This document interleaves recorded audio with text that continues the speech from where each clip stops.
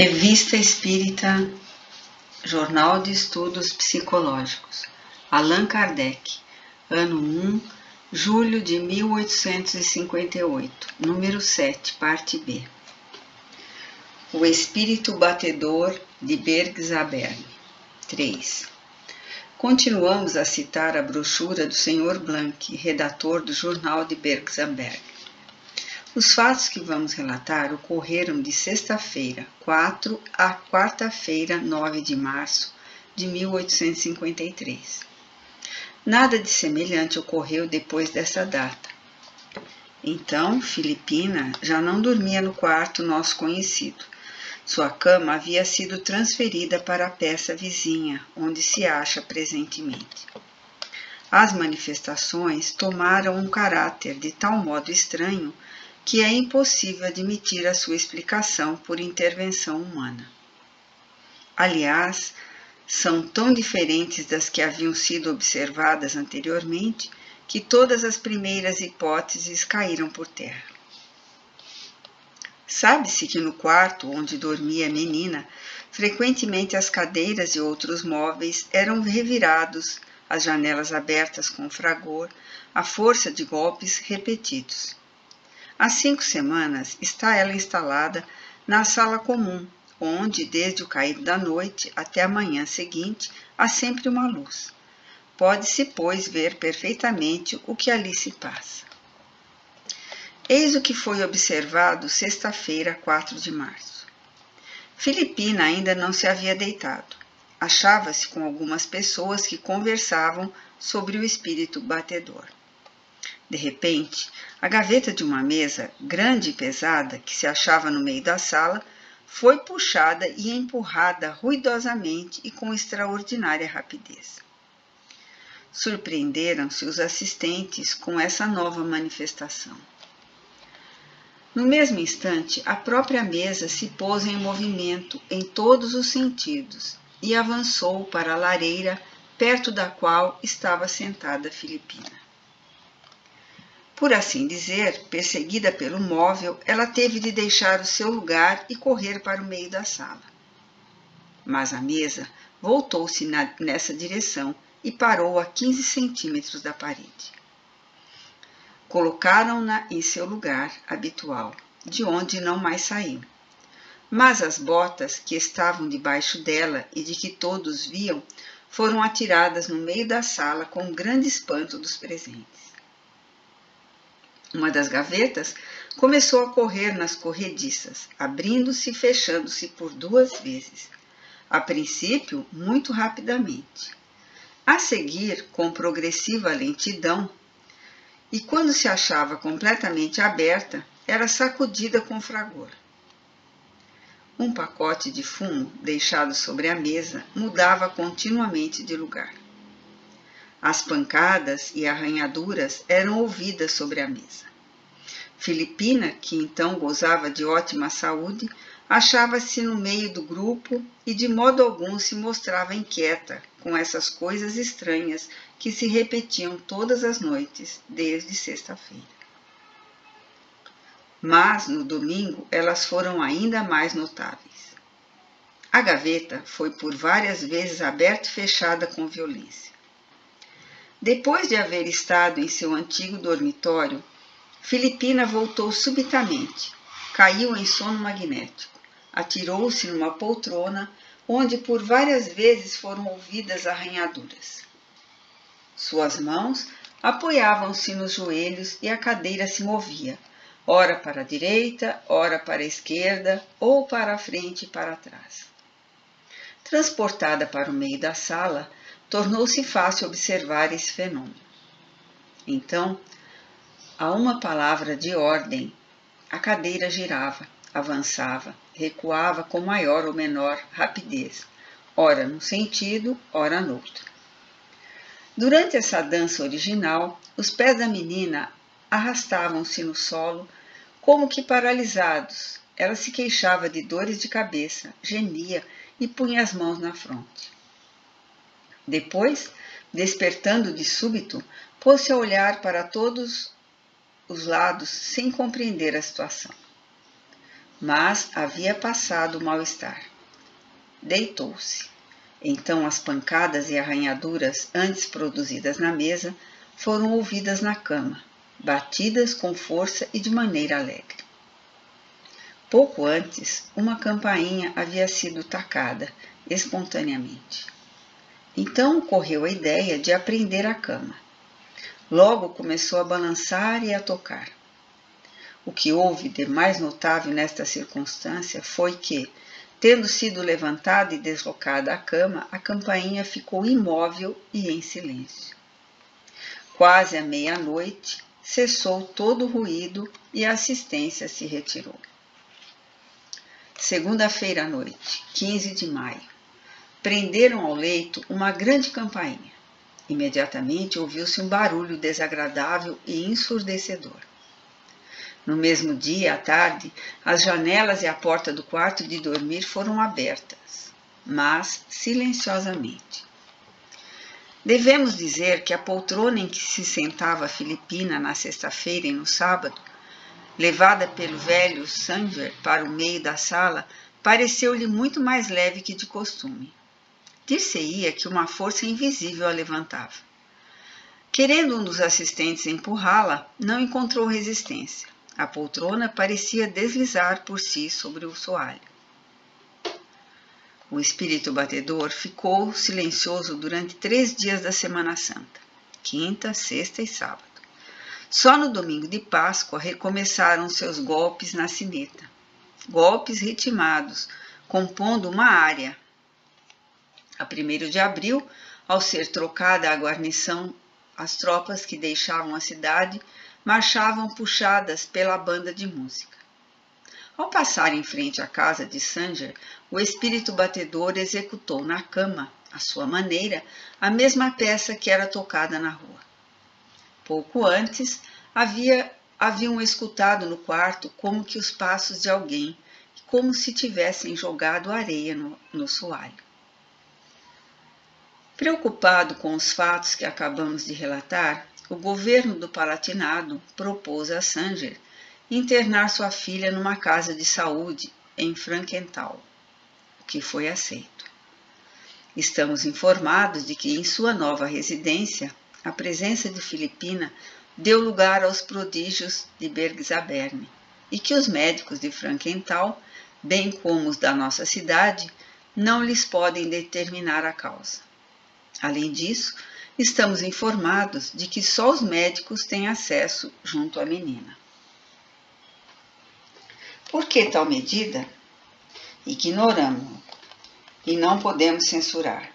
Mas, se o que a motivou não é resultado de alguma circunstância particular, cremos que, se em todos poderiam ter acesso junto à interessante menina, pelo menos as pessoas recomendáveis deveriam ter permissão. Observação. Não tivemos notícias dos diversos fatos aqui expostos, senão pelo relato publicado pelo Sr. Blanc. Uma circunstância, entretanto, acaba de nos pôr em contato com uma das pessoas que mais aparecem neste caso e que, a respeito, teve a gentileza de nos fornecer documentos circunstanciados do mais alto interesse. Tivemos ainda, por evocação, explicações muito curiosas e instrutivas sobre esse espírito batedor, dadas por ele próprio. Como tais documentos nos vieram um pouco tarde, adiaremos sua publicação até o próximo número. Palestras familiares de além-túmulo. O tambor de Berezina. Rio da Rússia, afluente da margem direita. Tendo se reunido em nossa casa, algumas pessoas com o propósito de constatar certas manifestações em diversas sessões, produziram-se os fatos que se seguem e deram lugar à palestra que vamos relatar, pois apresenta um grande interesse do ponto de vista de estudo. Manifestou-se o espírito por golpes, não batidos pelo pé da mesa, mas na própria contextura da madeira. A troca de ideias que não ocorreu entre os assistentes e o ser invisível não dá margem à dúvida quanto à intervenção de uma inteligência oculta.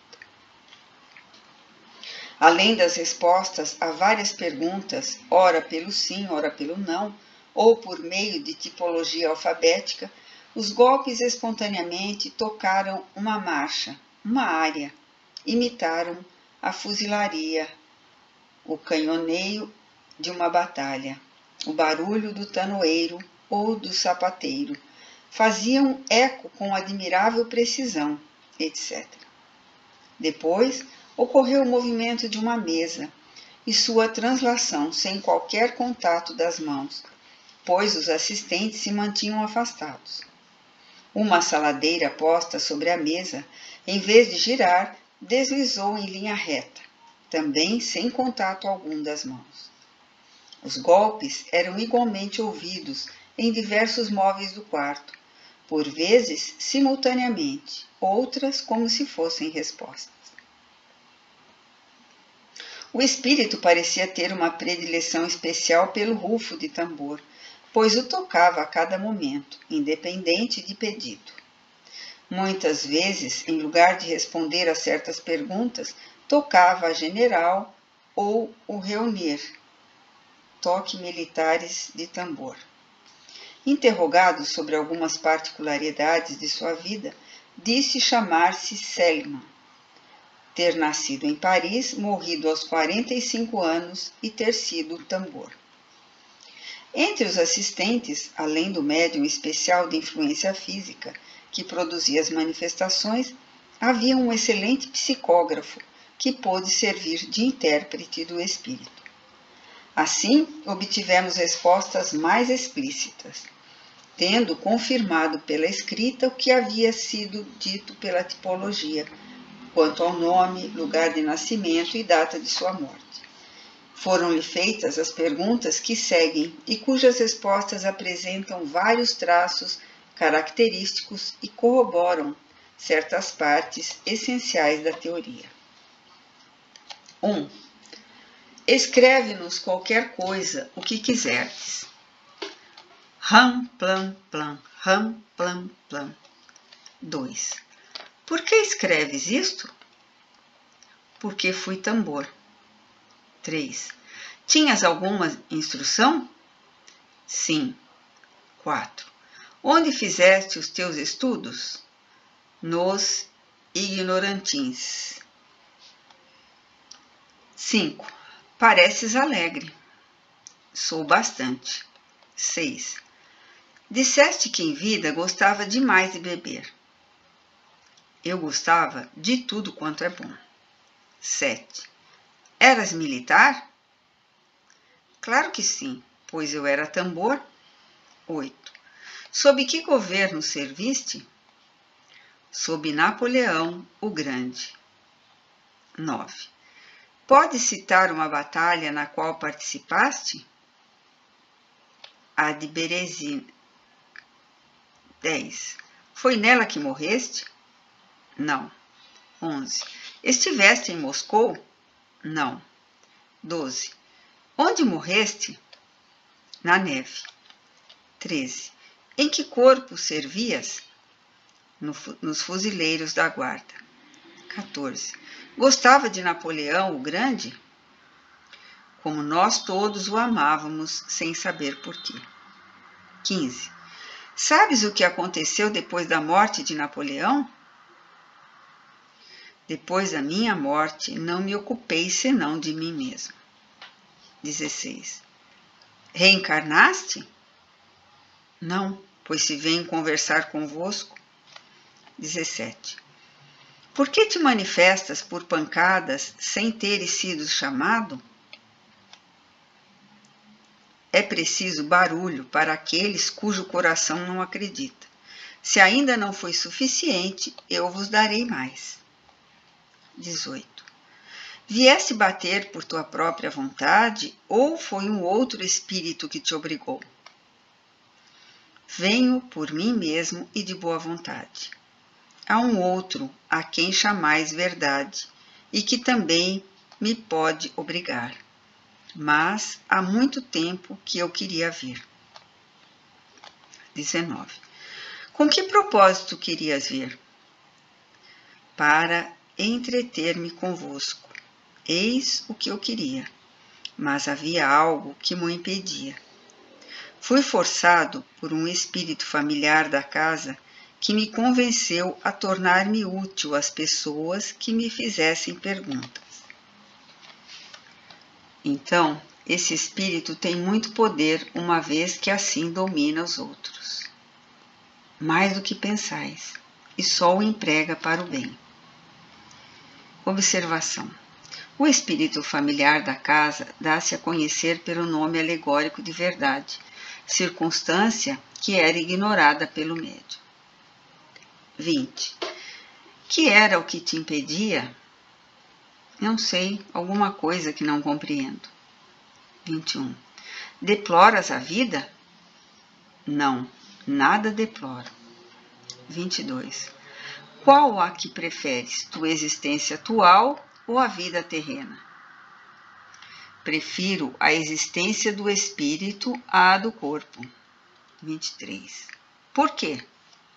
Porque estamos bem melhor do que na terra. A terra é um purgatório, e todo o tempo que aí vivi, sempre desejei a morte. 24. Sofres em tua nova condição? Não, mas ainda não sou feliz. 25. Ficaria satisfeito se tivesse uma nova existência corpórea? Sim, pois sei que devo elevar-me. 26. Quem te disse? Eu bem o sei. 27. Reencarnarás brevemente? Não sei. 28. Vês outros espíritos ao teu redor? Sim, muitos. 29. Como sabes que são espíritos? Entre nós, vemo-nos tais quais somos. 30. Com que aparência os vês? Como se podem ver espíritos, mas não pelos olhos. 31. E tu, sob que forma aqui estás? Sob a que tinha quando vivo, isto é, como tambor. 32. E vês os outros espíritos com as formas que tinham em vida? Não, nós não tomamos uma aparência senão quando somos evocados. Fora disso, vemo-nos sem forma. 33. Tu nos vês claramente como quando vivias? Sim, perfeitamente. 34. É pelos olhos que nos vês? Não.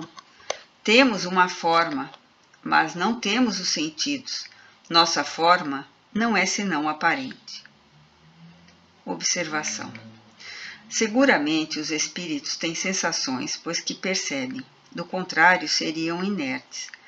Mas as suas sensações não são localizadas como quando têm um corpo. São inerentes a todo o seu ser. 35. Dize-nos positivamente em que lugar estás aqui. Perto da mesa, entre vós e o médium. 36. Quando bates, estás sobre a mesa, debaixo dela ou na espessura da madeira? Fico ao lado, não me meto na madeira, basta-me tocar a mesa. 37. Como produzes os ruídos que fazes ouvir?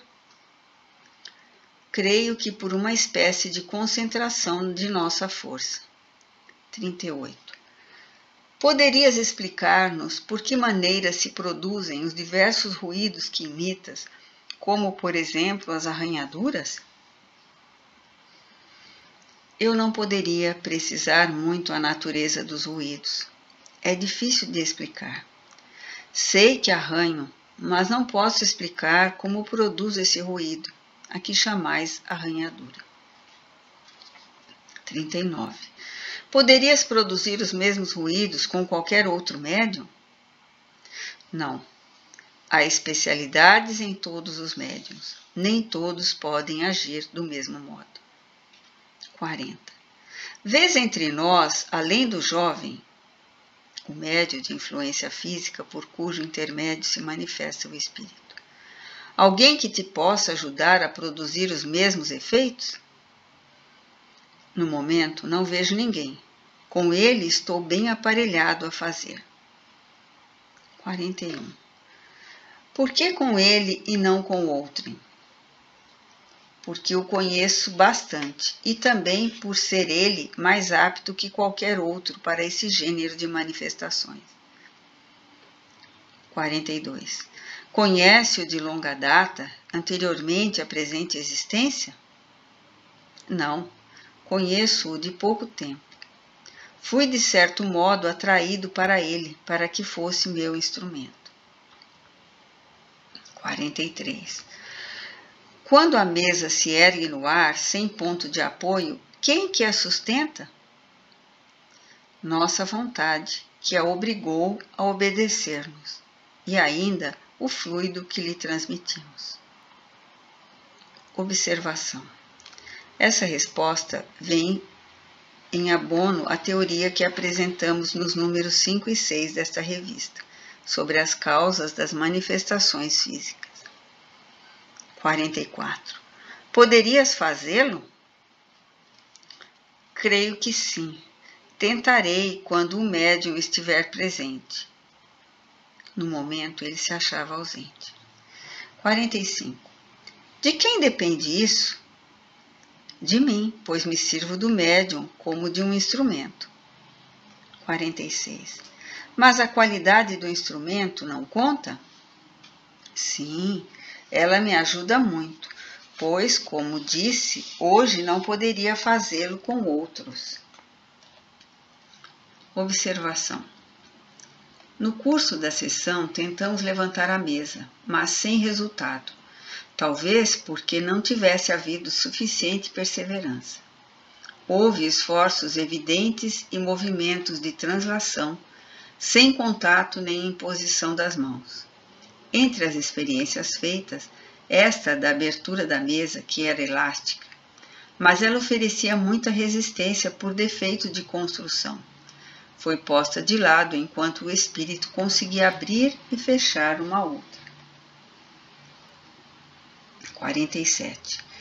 Por que outro dia os movimentos da mesa cessavam cada vez que um de nós tomava de uma luz para examiná-la por baixo? Porque eu queria punir a vossa curiosidade. 48. De que te ocupas em tua existência de espírito, de vez que não passa o tempo a bater? Muitas vezes tenho missões a cumprir. Devemos obedecer às ordens superiores e, sobretudo, temos que, por nossa influência, fazer bem aos humanos. 49. Sem dúvida, a tua vida terrena não foi isenta de faltas. Reconhece-as agora?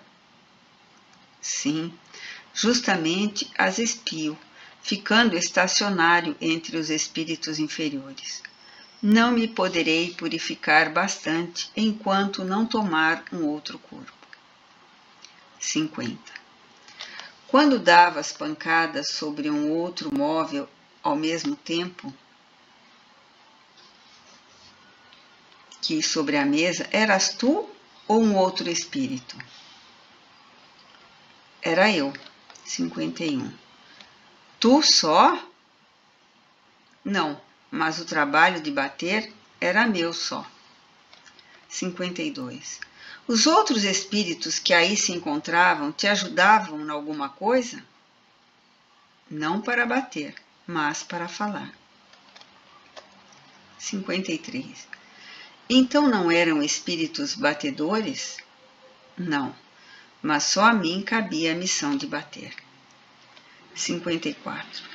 Por vezes não se grupam uns tantos espíritos batedores com o fim de haver maior força na produção de certos fenômenos? Sim, mas para o que eu queria fazer, eu me bastava. 55. Em tua existência de espírito, estás sempre na Terra? Mais frequentemente no espaço. 56.